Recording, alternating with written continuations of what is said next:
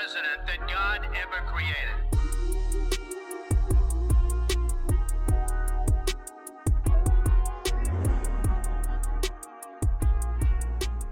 Jour J plus 1, l'ouragan parfait. Jour J plus 1 parce que, évidemment, l'élection a eu lieu, mais les choses continuent, le feuilleton continue. L'expression l'ouragan parfait, c'est une expression américaine, perfect storm. Ça veut dire quand tous les éléments sont réunis pour que l'ouragan soit le plus destructeur, le plus terrible, le plus sombre possible. Eh bien, nous sommes dans le scénario parfait, celui de la confusion, du chaos, de la contestation. Et par conséquent, au moment où je vous parle, on n'a pas le résultat. Peut-être qu'on l'aura lorsque vous verrez cette chronique.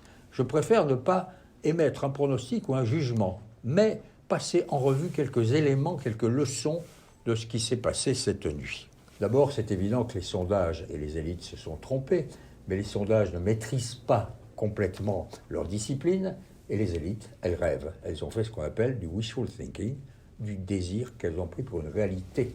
Le raz-de-marée bleu, ben, il n'y a pas de raz-de-marée bleu, pourquoi ? Parce que Trump a fait une campagne très efficace, parce que sa base électorale n'a jamais bougé, parce que certains seniors, certains noirs, certains cubains immigrés désormais nationalisés, donc fidèles au drapeau, ont eu peur et ont peur de la violence d'où qu'elle vienne et pensent que Trump incarne law and order, l'ordre et la loi, parce que l'Amérique, ça n'est pas simple et ça ne rime pas avec la logique. Parce que Biden n'a pas fait une campagne très efficace non plus.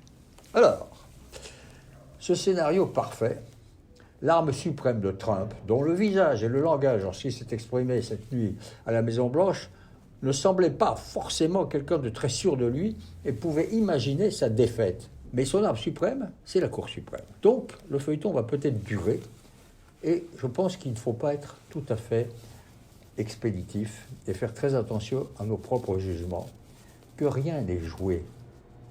Je dis jouer, mais ce n'est pas un jeu. C'est une mini-tragédie parce que vous avez affaire à une Amérique qui n'a jamais été autant divisée. Un climat aussi difficile, des menaces quotidiennes aussi fréquentes et une apparence, une sensation de malaise général face à un pays qu'on continue tout de même d'aimer. Nous en sommes là. Le jeu n'est pas fini. Ce n'est pas un jeu. C'est l'Amérique. C'est ce qu'elle est aujourd'hui et ce qu'elle va devenir. Et cela, aucun d'entre nous ne peut le prédire.